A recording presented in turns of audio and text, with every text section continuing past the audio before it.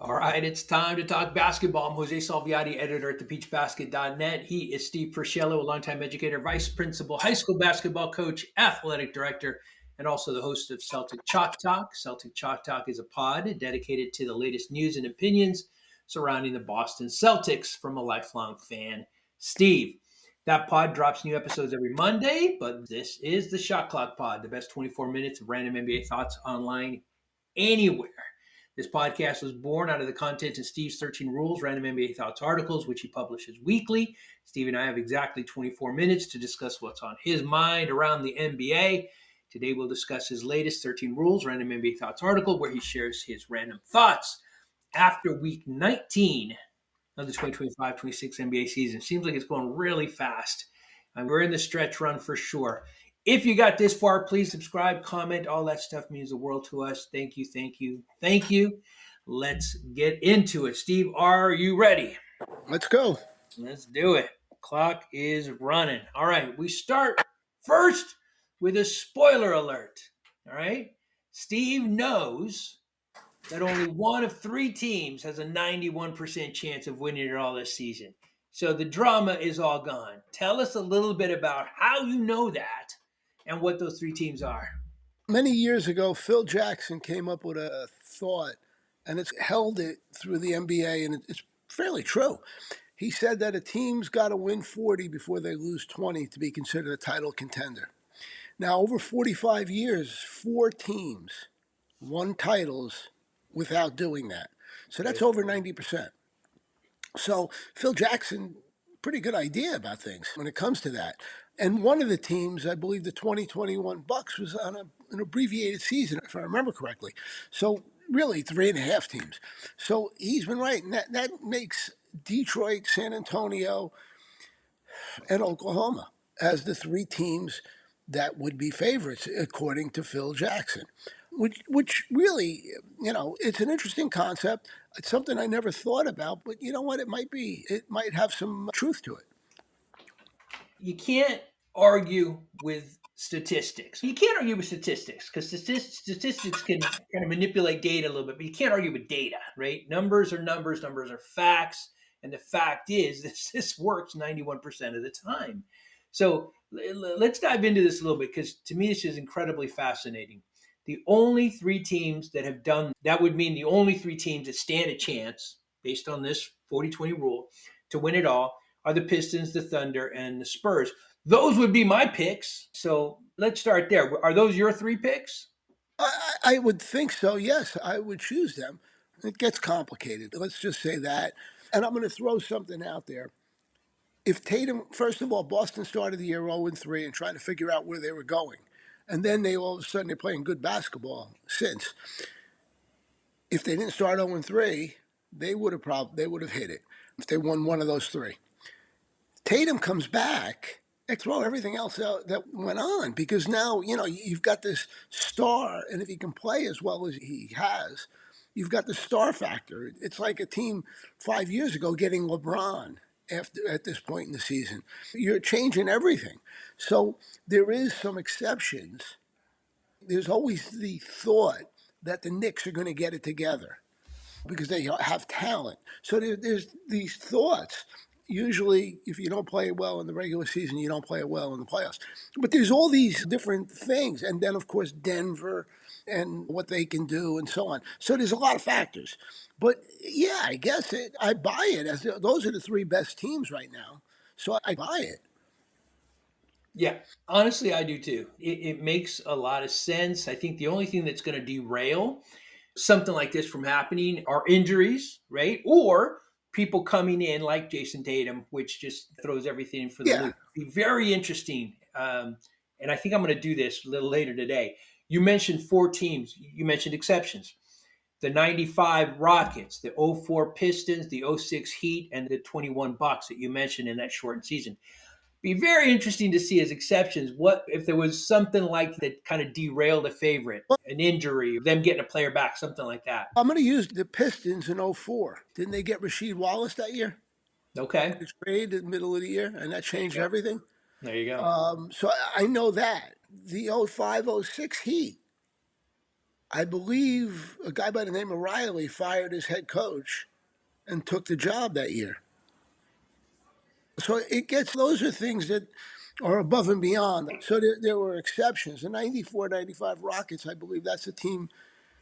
I'm not, my memory's not great, but I believe they beat the Knicks in the playoffs, the 95 team. Riley was coaching that team, but they came from nowhere in the West to win the playoffs, and they had Hakeem. And at that point, he was probably, what's his name? Jordan was out of the game that year, the best guy in the league.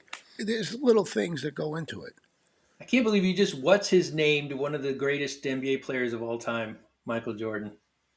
Now, when he was out those 2 years, and by the way, and just something that just came to me. You want to make a parallel? Here's a great parallel. The Bulls without Jordan and Boston without Tatum. Yeah. Think about that. Pippen took off. He was great that year. Jaylen Brown has done it. It's Yeah. very, and they lost, the Bulls lost in the playoffs, I believe, to the Knicks in six. But the point being, it was completely unexpected how good they were, the Yeah. Bulls. Yep, another parallel I'm pretty sure is true. Jason Tatum also could not hit the curveball. I'm fairly confident. No, I don't think so either. I can't picture a 6'9" guy trying to. You can't argue with stats. Again, you can't argue with stats, but you can't argue with data. 91% of the time this works. So it seems 91% certain Pistons, the Thunder, or the Spurs are left in the LOB. There's no exception. Let's see how it plays out. I always enjoy when you do this. You highlighted a player to watch this week. This time it was Colin Gillespie. This is somebody whose name I've seen. I couldn't tell you what team he played on. Shame on me. Don't know anything about his game, but I have seen his name pop up a couple of times. Tell us a little bit about Colin Well, Gillespie. first of all, he's playing for Phoenix. They're a fun team. And right now, Dylan Brooks is out and Booker, and they're in trouble without those two. They're the two best guys on the team, just about. Colin Gillespie came out of nowhere. He can shoot. I believe he's a Villanova boy. He can shoot. And he's only playing 28 minutes, scoring 13.5 points. So it's not crazy. But what's fascinating is if you watch him, you realize it. He's a really good 3-point shooter. And he's shooting over 42% with that. Now, he's only getting 28 minutes. A guy that's playing a regular, not a star, but a good player is getting 35, 36. So now when you start playing around with the numbers, you see something. Now, the other piece is he's not making a lot of money, and he will be an unrestricted free agent. I don't think he's going to get 30 million, but I would think he's going to be around 15 next year. And it's coming from nowhere. And every year there's a couple guys that are free agents, just not drafted or second round picks. Remember Nikola Jokic. And all of a sudden, and I'm not saying Gillespie's not near that level, but what I'm saying is all of a sudden you see this guy and wow, he's way better than you thought. And Gillespie could grow into really being a real good player. Yeah, and we talked about that a lot on the show. Getting the right situation for a player, the right team, the right coach, the right situation. But somebody like that who's shooting, you wrote down 42% from three. There are plenty of spots for That's somebody right. that efficient from three. So I think the way you ended your little segment on Colin Gillespie is perfect. He's about to get a pretty nice pay increase. Yeah, yeah. And he'll be in the NBA for a while. Good to see. I'm excited to watch him now that I know a little bit more about him. Let's move on this time to a team that is stuck. And this is probably the worst, I think, for me as a fan, when my team is good enough to compete, but not good enough to win it all. That middle of the road area is the worst. And that's been the Timberwolves in the Anthony Edwards era. Anthony Edwards is an amazing talent. They're a good team. They're a playoff team, but they're not good enough to win it all. How close is that Timberwolves window to closing, and for them to just admit it, it's not going to work and blow it up? You've got new owners. Alex Rodriguez is one of them that don't have the money of the former owner. You've got a team. You've got Naz Reid, who's making a lot of money, Yeah. Julius Randle making good money, Anthony Edwards making good money, Gobert making good money. At some point, that ownership is going to say, look, if we're not making any moves, there's a couple things we can do. We can fire a coach, of course, But more importantly, why do we have to pay these people? So maybe we deal one of them for somebody who's an expiring contract, and we start, because why do that? Now, if you do that, you're running the risk of Anthony Edwards saying, "Get me out of here." Yeah. You're running a lot of risks. But now let me just mention Anthony Edwards. Look, he's a great player. You watch him, he's great. But you know what? The difference between, and saying great, let's say very good. The difference between very good and great, get your team to the finals. You got talent around you. Get your team to the finals. If you don't, it's potential wasted. And that's what is potential is not realizing that you did it. With Anthony Edwards, there's a little bit of pressure this year. And let me just add, right now, I believe they're sitting, what, fifth in the conference. Am I correct? You're correct. Yeah.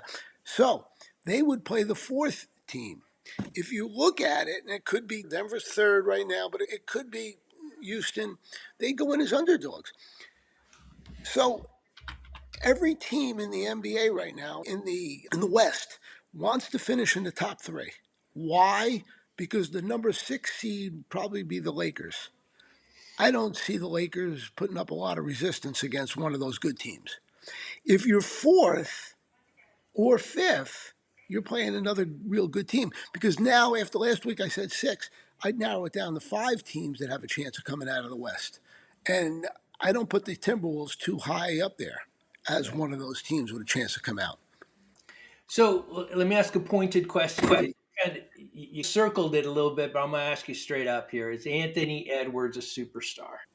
That's a good question. He attracts attention. He's a fun player to watch. He's fun. He goes off in times that just take over games. He's unstoppable at times. The only thing I'll say is to become a true superstar, you got to win. You got to win. And he's got the players around him. It's not like he's surrounded by a bunch of guys that can't play. You got to produce. And it's a tough league, tough division to have to produce in. So was that a yes or a no? I would say he's a star. He's not a superstar. Okay. Okay. Until you do it, you're an individual. And you got to win. You got to win. Yep. Want to look at the Wolves from a big picture, right? First round exit in 22, first round exit in 23. Then they improved, made it to the Western Conference Finals in 24 to lose. Got there again in 25 to lose. So you want to see you getting better, right? You want to see your team better. So what's next, right? They've got to be in the finals. They got to get there. They got Well, to get there. I'm going to give you something like here. If I were to say to you, how would you characterize Dominique Wilkins? Oh, fun. Funnest player I saw. Fun. I just an incredible, Superstar? talented, fun player. Superstar? Using your criteria, no. No, He no, never no, no, no. got- Your criteria, not mine. Yours. He's a top 75 player. Yeah, he's a superstar. Okay. How many titles did he win? Yeah, he didn't win any. Okay. I'm just, to me, what you said in the beginning, he was fun. He's super fun. Was Robert Ory a superstar? He won 7 times. See, here's the difference. Robert Ory was never the best guy on his team. True. I'm talking about the best guy on a team, Okay. and they have to produce. That's what I'm saying. And you can argue back, like with Wilkins, they didn't have the best team in the league ever, and he didn't have enough talent around him, and I'm not going to argue that. Yeah. And that was the days of Boston just dominating with Detroit. Right. But what I'm trying to say is the best player, if he's got some talent around him, he's got to come up big. Yeah. Yeah, and you can't deny that Anthony Edwards has talent. He's got good God, coach. yeah. He's got good talent, and he's taken his team to the Western Conference Finals. Now you got to bust the door down. I agree with you. Let's talk about something that has. I'm glad you brought this up because this has always been a sore spot with me, and that's the MVP race. Right, the MVP has never been objective. It's always been subjective. It's the team, the guy you like, the guy that you don't want to vote for every year. It's to me, it's silly. Is it the best player on the best team? Is it the best scorer? Is it the best facilitator? Is it the most dominant? Take your pick. But this season, it gets more interesting because on top of all that subjectivity, now you've got the 65 game rule. right? That's objective. You make that or you don't. You're in or you're out. But now, because of that, some legitimate players who would normally be in the conversation are out. So I think it's fascinating, and it breaks it down. You broke it down really cleanly here. If you've got guys like Jokic and Shea who don't make it, then you got guys like Cade Cunningham, who's incredibly fun to watch, Jaylen Brown, who's taken the Celtics on his shoulder, and of course Victor Wembanyama, who could win the MVP and the Defensive Player of the Year. How do you see it all shaking out? First of all, people will complain about the 65 game rule. But when you really start thinking about it, if you miss 18 games, that's over 20% of the games of a team. So how could you be the MVP when you've only played 78% of the games? You need to be there and play 90%. So that's the first thing. So I don't have a problem with the rule. A lot of people complain about it. But, and the interesting thing is, Wembanyama, if he misses four, I think he's got a problem. You said, yeah. So Jokic can only miss one. And Shake, I think six. So if they're knocked out of it, it gets fascinating about who is the MVP. And I do think Cade Cunningham deserves a lot more attention than he's getting 100%. for it, as does Jaylen Brown. But I think Cade Cunningham, because, and there's a reason, Jaylen Brown's got a bunch of guys that can put the ball in the basket around him. Cade doesn't. They defend and they follow his lead, and he's really good. Where Brown is learning how to give the ball up and play within the parameters of a team, and Brown's a good defender. But Cunningham, with that team, the best record in the league, and think about it. Duran, I think, is scoring 18 a game. After that, you're hoping for Tobias Harris to come up big. Sometimes you don't even know he's on the court. Some nights he can play, but other nights. So where are you getting your offense? Duncan Robinson? That's where it is. And all they're doing is grinding and defending. So I look at Cade, although, and I think I mentioned it, Wembanyama. You know what? It's very interesting, and let me ask you, if Wembanyama makes the 65, Jokic makes it, and Shea makes it, does Wembanyama have a chance to be the MVP? No, Why not? because the voters again, I they're going didn't to say look that. at I it. They're said going to no. he's not No, in proven your himself. mind. Let's change it. In your mind, does he have a chance to be the Yes, MVP? Okay, that's because I'll tell you what. He's going to be Defensive Player of the Year if he makes it, and this guy can change a game on both ends of the court. It's Basketball is just going to change with him because he's never have they seen. He's comparable, and if you younger people look up Wilt and the numbers he put up, because that's what we're talking about here. And just a reminder, Wilt averaged 50 points a game, so yeah. people can understand. We talked about this before when it comes to Wemby. He's not the scorer Wilt was, or even Kareem was at the start of his career, but he's definitely the shot blocker that either one of those two guys was, and he's a much better shooter from outside than any of those two guys ever was. Watch a game with San Antonio. Guys will go to the basket, and if Wembanyama is there, they immediately either will dribble it out or Yeah, kick it out because they don't want to even challenge him. sure. So it tells you all you want. And there's one more thing, too. At the end of a game, if you can not quite post him up, but put him at the foul line area and get him the ball, nobody can stop him. Who's big enough to stop his jump shot? Shooting a 15-footer with nobody, and I've seen him do it with his team down. And, how are you going to stop that?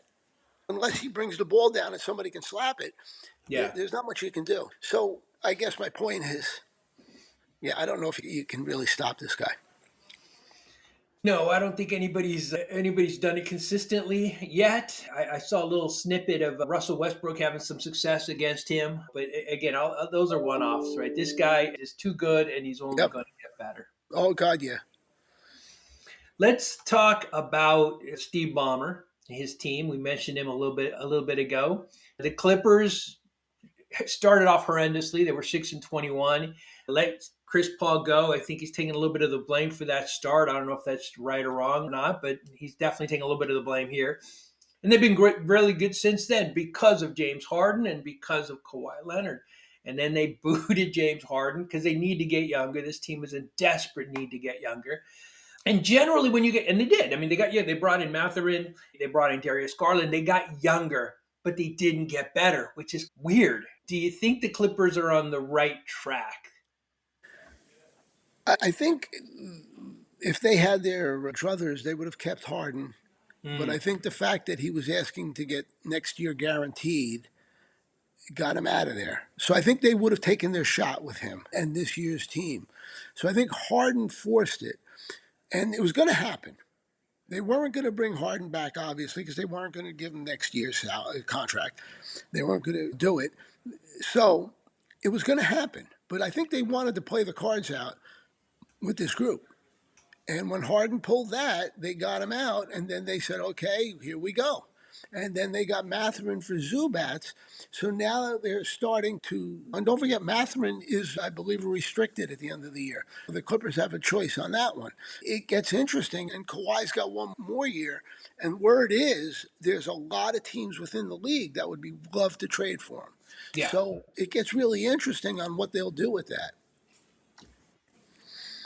Yeah, I think the Clippers are at a bit of a crossroads now. Everything here, not just for the Clippers, but for every team, right? You've got your eras, right? You had the Showtime era for the Lakers, the Lake Show era, and I think they do the same for every team. So they called the Paul George, Kawhi Leonard the 2-1-3 era, and that era is over. And then they had a little bit of a resurgence with, I think, with Harden and Kawhi, and the fan base here is great. They've adopted them, but it's over. So I Yeah. would not be at all surprised if Kawhi is moved. It would be an expiring contract. He's still a phenomenally good player. But I'm curious what kind of market there is for him. We talk about all the time. You're getting somebody who's going to play 50 games. I mean, what are you going to give up for that? Well, Is there a market for Kawhi? I think yeah, I think a team that's close will say the heck with the playoffs regular season. We just get in, and this guy plays in the playoffs, and he plays his 50 games. But when the playoffs comes, we have him. Yeah. We have a chance. And off the top of my head, I'll use the team Cleveland just for the heck of it. I mean, Yeah. you put him with Cleveland. Donovan Mitchell can carry the load during the season Yeah. and get you to third or fourth place.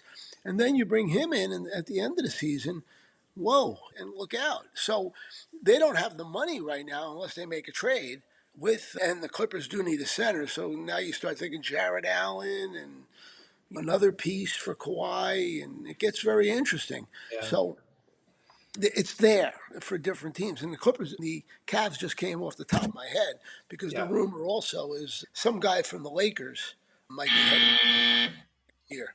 Can't think of his name. Oh, LeBron, that's it. He might be going there. But I don't think they have the money to pay him. Wow. Can you imagine flipping LeBron for Kawhi? That Well, would be pretty epic. Now. here's the interesting thing. LeBron, if he goes on the market, is not going to get the money. Sure. But he has an option for 50 million next year. People aren't thinking about that. Why wouldn't he say yeah? And the Lakers have him for another year, and it's just one more year where the Lakers are going nowhere. Speaking of the Lakers, I just wanted to, I don't know if you saw my little trivia question. I saw it. You want to ask it? No, we're out of time. No, There's we nothing can I can do. try. You can just get that in. It's a Nothing I good can do. question. We're out of time. Okay, I'll just mention it before we go. Who's the only team above 500 giving up more points this season than scoring? No idea. Above 500, the Lakers. They're a defensive juggernaut. That's what I would say. But anyway, that's that. Laker fans, I tried. I tried. Steve was going to get No, it in. it's a little no. It's a really interesting stat because most times teams over 500 are scoring more than they're giving up, and it's really an interesting stat. And it tells you with the Lakers when they're playing this year, when they win, they're winning close games and obviously getting blown out a lot. Yeah, And that's the piece to it.